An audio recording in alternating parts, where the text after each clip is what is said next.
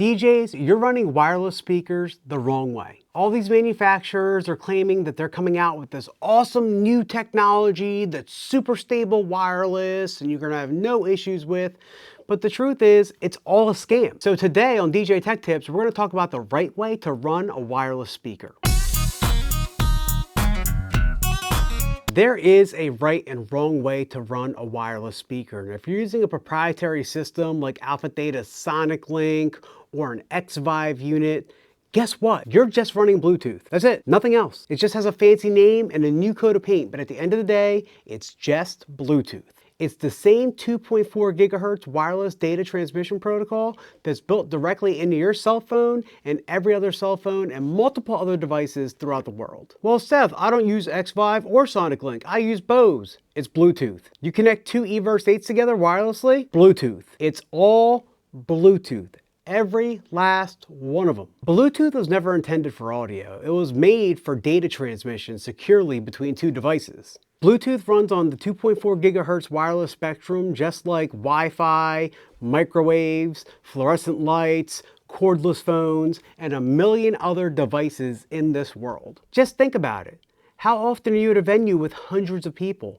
All of them have cell phones in their pockets. The venue could have Wi-Fi. You could be running wireless DMX. All these things run on the 2.4 gigahertz spectrum. If you're running over Wi-Fi, it wouldn't be that bad. Wi-Fi has data transfer speeds of 600 megabits per second on a good day. But Bluetooth, even with the newest standard, which is 5.0, only has a data transfer speed of 2 megabits per second. Whack. So what does that mean and why does that matter? It matters because Bluetooth is slow to correct itself in the event of a data loss or a crashed packet, which means it's more susceptible to dropouts and interference. Bluetooth speakers or adapters use Class 2 Bluetooth. Now, Class 2 Bluetooth has a maximum range of 33 feet, which overall doesn't sound too bad. You can be 33 feet away from your first speaker and wirelessly transmit to your second speaker. 33 feet sounds like a ton of room.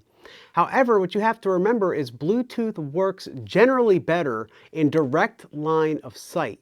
So if you put something like a door, a wall, or a person between the transmitter and the receiver, there's a good chance you're going to get some sort of interference and or a dropout. You fail me yet again. Manufacturers like Alpha Theta put their own spin on Bluetooth, but at the end of the day, it's still just Bluetooth. And Bluetooth devices generally aren't that reliable because they're fighting for radio space all the time. So many things, like I said earlier, run on the 2.4 gigahertz spectrum. Bluetooth is just another cog in that wheel just trying to find its way. Okay, Seth, you beat the Bluetooth horse to death. We get it. Bluetooth sucks. So what should we use? Well, that's a great question, audience. And the answer to that question is a UHF or ultra high frequency digital wireless microphone system.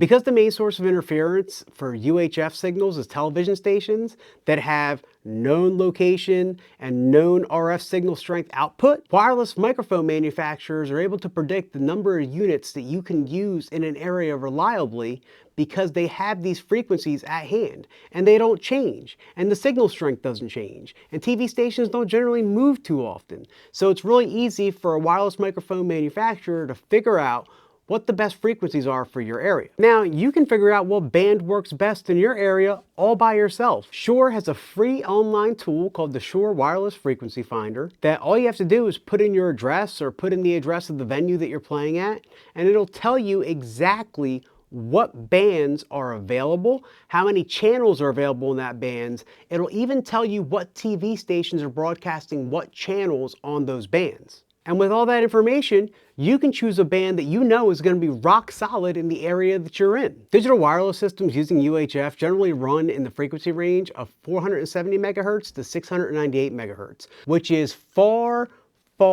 away from the mess that is the 2.4 gigahertz wireless spectrum. Now, the one thing I never do is not practice what I preach. With that being said, I purchased a Shure digital wireless system to transmit wireless audio to satellite speakers. This is the SLX-D 35, and no, I am not in any shape, way, or form sponsored by Shure at all.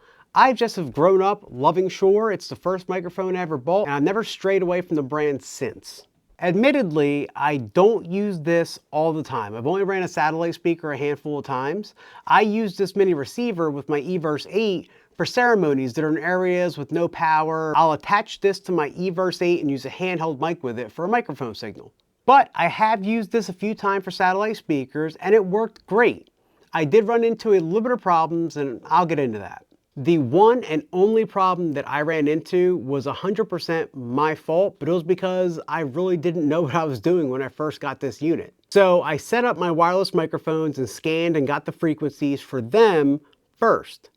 And then I plugged in the transmitter, scanned for frequencies, and got the correct frequency for the transmitter. Now, the wireless microphones that I were using were analog. This transmitter is digital. The transmitter also had a transmission wattage that was very high. So factor in the high transmission wattage and the chance of overlap, and I was getting interference and dropouts on my main microphones. Now, the solution to that was to pull back the transmission wattage and to rescan my microphones for available channels. I had to scan a few times, but I did find channels with no interference, and at that point, everything worked cohesively. But if you're running all digital wireless systems, that's something you don't need to worry about, especially if your wireless systems are all the same band. But that was a rookie mistake that I made, and at the end of the day, this system works 100% flawless. When you're considering a satellite speaker setup with wireless audio transmission, it really is easier to go with the cheapest options. But you have to remember the cheapest options are Bluetooth. And Bluetooth is stupid unreliable,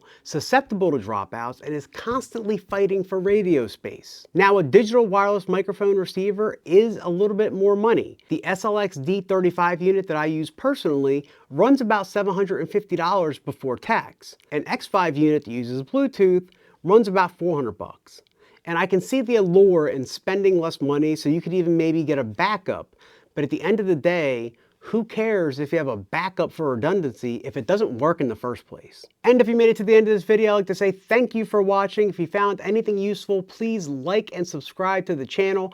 I have a bunch of videos explaining the technology that we use as DJs, with a lot more coming down the pipeline. My name is Seth. This is DJ Tech Tips. Thank you for watching, and we out.